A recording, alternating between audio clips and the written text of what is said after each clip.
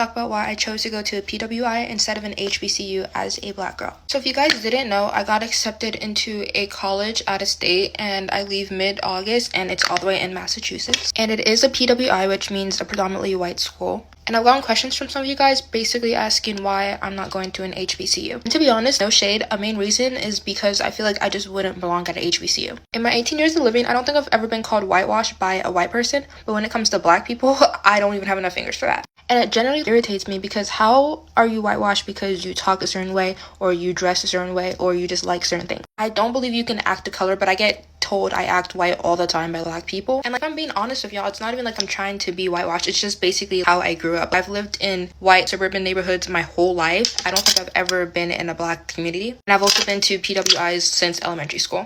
I literally went to a private school when I was a kid. Well, needless to say, I haven't been exposed to certain black cultures or traditions or just customs, I guess, that most black people have. So I feel like I don't belong. Like, I feel like I literally stand out whenever I'm surrounded by black people. I don't know how to Dougie. I don't know how to footwork. I don't get my hair done every 2 weeks. I don't get bust down. And I'm not even gonna hold y'all. I do sometimes wish it was different. I do wish I grew up in black community. Because in a way, I also feel like I don't fit in with white communities because obviously I'm not white. My friends would be talking about going tanning and how like greasy and oily their hair is. And I'm just like, what? And also whenever I bring up things, I don't wash my hair every day because you're not supposed to if you have hair like I do. That apples white people. I don't know. I low-key just feel like I don't belong in white communities or black communities, but I do feel like I'm just more fitted in white communities. I still stand out because whenever we take group pictures, I'm like the only black person in the picture. My senior year, I was the only black person on my basketball team and you could tell. With all this being said, I do wish and hope and pray that whenever I go to college, I do find my own group of fellow black people. I guess just for me personally, I feel like it's better for me to go to a PWI and then find a smaller group of black people from an ASA or a black SU. They're fellow black kids that also are going to a PWI, so they probably have the same experiences that I do. I already probably know that I'm going to be getting whitewash comments on this video.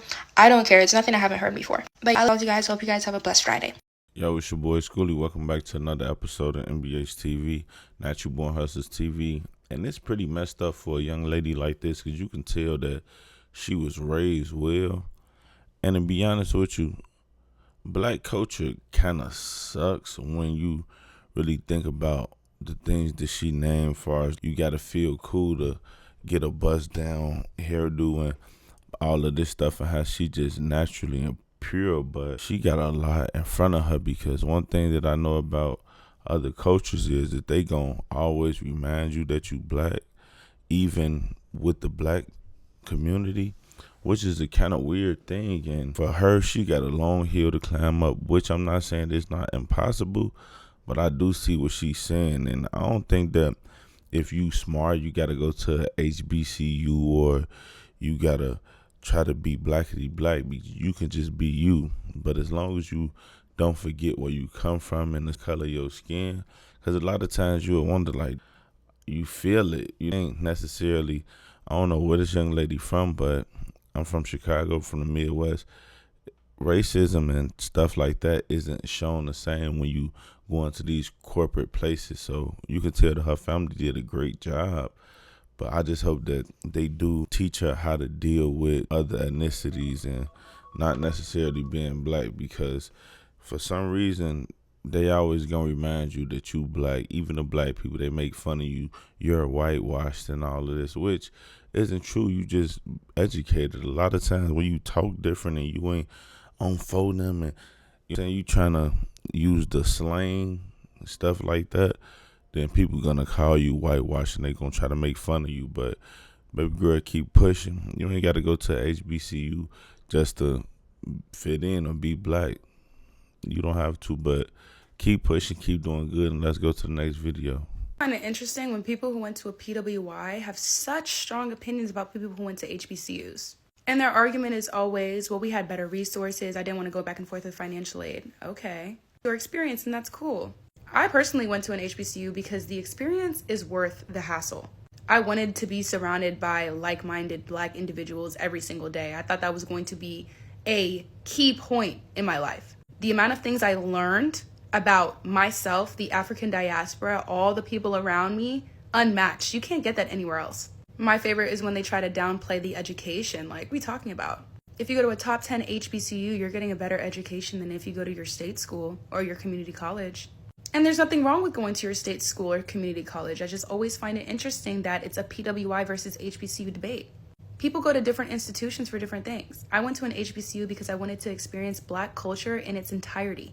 Some people go to PWIs because it's cheaper. That was not my decision. But the conversation is always interesting to me because you cannot compare the two. They are absolutely not the same. And as someone who went to the #1 HBCU, I will say for myself only, that the network, connections, and sisterhood I gained from my institution cannot be beat out by any other institution. Spellhouse in general is a family. And I'm glad I went to school that feels like family, and I know that if I were to reach out to any Spelman or Morehouse alum, would do anything they can to help me.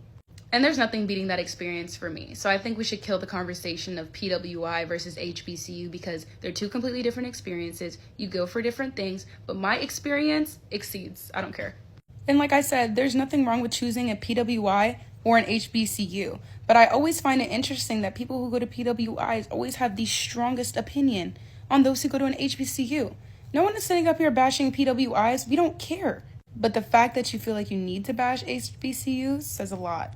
Nah, I'm gonna be completely honest. I didn't really think about the whole history thing. And she got a good point when you think about the history of Black people and how sometimes, I wouldn't say PWIs try to whitewash, because I've been to a PWI, but I just know the education system in general, they do try to take away the history of Black people and all the things that we was able to contribute. But you can kind of the difference in these two women. Both of them are very educated, as you can tell, but the first one do come off kind of, never mind. But anyways, I just hope the best for both of them. And when you get into these schools, just do what's best for you. It's interesting to me that why do HBCUs cost more than PWIs? I need to look in that. Hold on.